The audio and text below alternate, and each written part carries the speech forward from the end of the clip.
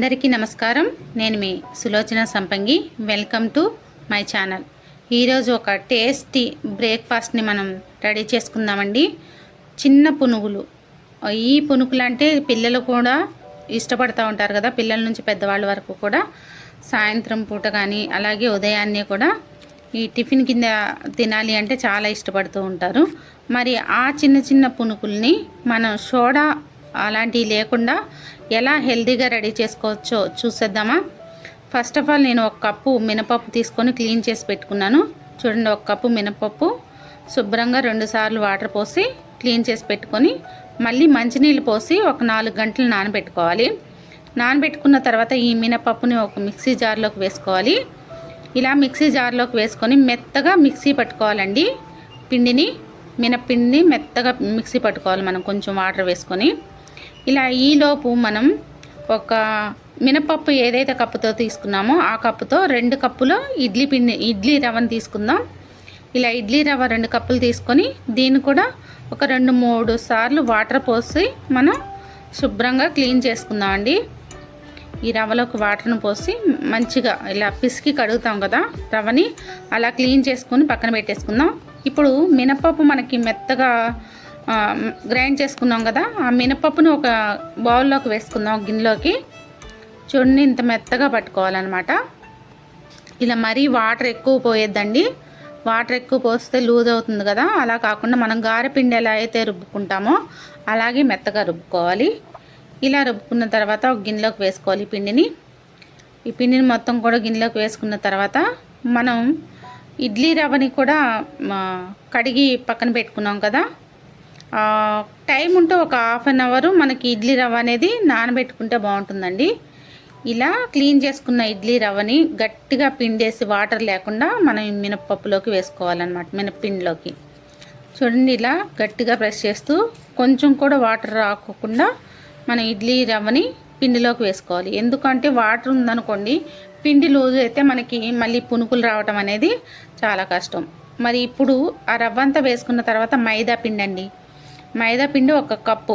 మనం ఏదైతే కప్పుతో మినపప్పు తీసుకున్నామో 1 కప్పు మినపప్పు, 2 కప్పులు ఇడ్లీ రవ్వ, 1 కప్పు మైదా పిండిని వేసుకుందాం. ఈ పిండిలోకి మినప్పిండిలోకి మైదా పిండిని 1 కప్పు వేసుకుందాం. ఇలా వేసుకొని మొత్తం అంతా కూడా బాగా కలిసేలాగా కలుపుకోవాలి. ఇక్కడ మన బలాన్ని చూపించాలి ఖచ్చితంగా. ఒక 2 స్పూన్లు సాల్ట్ వేసుకొని, రుచికి సరిపడినంత సాల్ట్ వేసుకోవాలి. మనం ఈ పిండికి సరిపడినంత సాల్ట్ వేసుకొని బాగా కలుపుకోవాలి. ఉండలు ఎక్కడా లేకుండా మినపప్పు, మైదా పిండి, ఇడ్లీ రవ్వ ఇది మొత్తం కూడా మంచిగా మిక్స్ అయ్యేలాగా కొంచెం ఎక్కువసేపే కలుపుకోవాలండి. బాగా మనం ఎంత మంచిగా కలిపితే అంత మంచిగా బోండాలు వస్తాయి అన్నమాట, చిన్న పునుగులు వస్తాయి. చూడండి, చాలా టేస్టీగా ఉంటాయి. ఏదైనా సరే వర్షం పడుతున్నప్పుడు కానీ లేదంటే బయటికి వెళ్ళామంటే బజ్జీల బండి దగ్గర కానీ పునుకులు చూస్తే ఆగిపోతాం కదా, తినాలనిపిస్తుంది. మరి అదే హెల్తీగా అక్కడ డీప్ ఫ్రై చేసి ఆయిల్లో వేస్తారు. అదే మనం ఇంట్లో ఫ్రెష్గా చేసుకుంటే ఎంత బాగుంటాయి కదా. మరి హెల్తీగా చక్కగా చాలా బాగుంటాయి మనకి పునుకులు అనేవి. చూడండి, ఉదయానికల్లా మనకి నైట్ కలిపి పెట్టుకున్నాను నేను, ఉదయానికల్లా ఇలా తయారైందనమాట. ఆ పిండి కలిపేసి పక్కన మూత పెట్టేసాను, బయటే పెట్టాను, ఫ్రిడ్జ్లో పెట్టకుండా.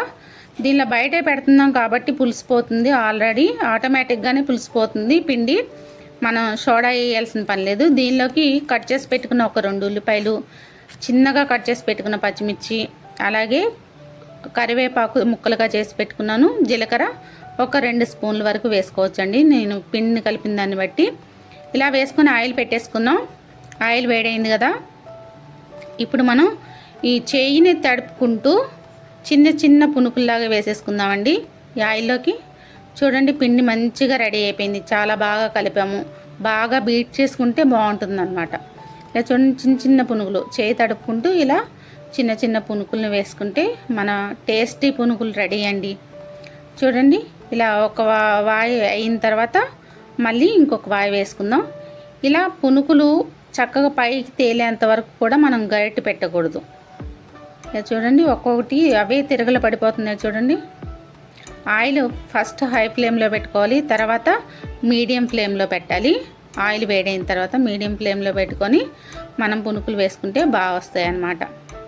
కానీ ఇక్కడ ఏంటంటే అవి కాలేంత వరకు పైకి తేలేంత వరకు మనం గరిటె పెట్టకుండా ఉంటే మంచిగా వేగుతాయి అన్నమాట. తప్పడగా అవ్వకుండా బోలుగా వస్తాయి అన్నమాట ఈ పునుకులు. చూడండి మంచిగా బ్రౌన్ కలర్లో మనకి పునుకులు అనేవి వేగిపోయాయి. చాలా బాగా రెడీ అయ్యాయి కదా. మరి ఒకసారి టర్న్ చేసుకొని చూద్దాం. మనం మొత్తం అన్నీ కూడా ఒకటే వేలో వేగేలాగా చూసుకుందాం. చూడండి, వావ్, మంచి కలర్ వచ్చాయి కదా మనకి పునుకులు అనేవి. చాలా బాగా వచ్చాయి. మరి షిఫ్ట్ చేసుకుందాం ప్లేట్లోకి. మళ్ళీ ఇంకొక రౌండ్ కూడా వేసుకుందామండి. మనం పునుకుల్ని ఇలాగా మనకు కావాల్సినన్ని పునుకులు ఇలా వేసుకోవటమేనండి. చక్కగా మనం వేసేటప్పుడు ఏంటి అంటే ఆయిల్ చూసుకోవాలి. ఫస్ట్ హీట్ అయిన తర్వాత మనం మీడియంలో పెట్టుకోవాలన్నమాట. ఆయిల్ని ఇలా పెట్టుకొని పునుకులు వేసుకుని కొంచెం పైకి తేలాక ఇవి గరిటెతో కలుపుకోవాలన్నమాట, కదపాలి. ఇట్లా ఇది ఒక్కటి చూసుకుంటే సరిపోతుంది మనకి. చూడండి, ఇలా చిన్నగా వేసుకోవచ్చు. అలాగే పెద్దగా బోండా సైజులో కూడా ఈ పునుకులు మనం వేసుకోవచ్చు. పెద్దగా కూడా వేసుకోవచ్చు, మన ఇష్టం.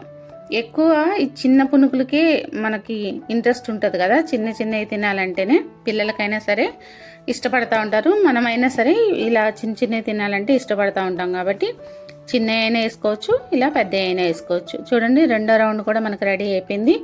మరి ఇవి కూడా తీసేసి మనం ప్లేట్లోకి సర్వ్ చేసుకుందాం. చక్కగా దీన్ని పల్లి అండ్ పుట్నాలు రెండు కలిపి నేను చట్నీ చేశాను. పల్లీలు సగం 1 కప్పు, పుట్నాలు 1 కప్పు, అలాగే పచ్చిమిర్చి ఒక 6-7 పచ్చిమిర్చి వేసుకొని చట్నీ చేసుకున్నాను. ఇలా ఒక 4 వెల్లుల్లిపాయలు కూడా వేసుకోవాలండి చట్నీలో. ప్రతిరోజు వెల్లుల్లిపాయ తినటం అనేది, పచ్చిగా తినటం అనేది హెల్త్కి చాలా మంచిది. కొలెస్ట్రాల్ను కరిగిస్తుంది వెల్లుల్లి అనేది.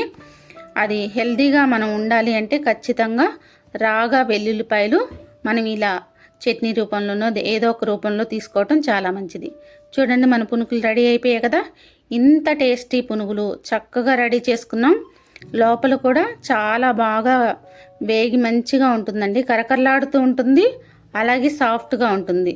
2 in 1గా చాలా టేస్టీగా ఉంటాయి ఈ పునుగులు. మీరు కూడా రెడీ చేసి ఎలా ఉందో, మీకు ఎలా కుదిరిందో కామెంట్ రూపంలో నాకు తెలియజేయండి. ఈ వీడియో కానీ మీకు నచ్చినట్లయితే లైక్ చేయండి, షేర్ చేయండి, సబ్స్క్రైబ్ చేయండి.